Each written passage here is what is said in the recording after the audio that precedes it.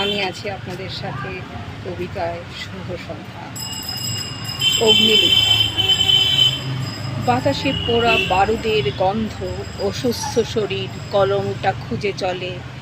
এখন সবাই কবিতায় বিনোদন চায়, কিংবা বিশুদ্ধ দুর্বোধ্যতা ছাপা হয় লিটল ম্যাগাজিনে।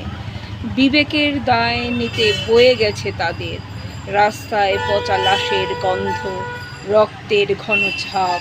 সাদা পৃষ্ঠায় আগুন লিখতে চাই একরাশ শানিত প্রতিবাদ।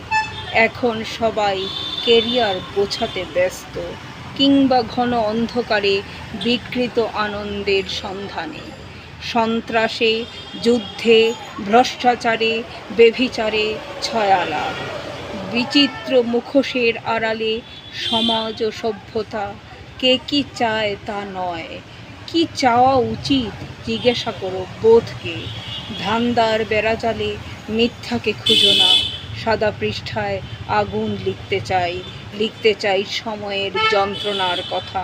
বাতাসে ভাসে পচা সমাজের কটু গন্ধ। একাকী কবি তার কলমটা খুঁজে চলে। কবি কৌশিক গাঙ্গুলির লেখা কবিতা।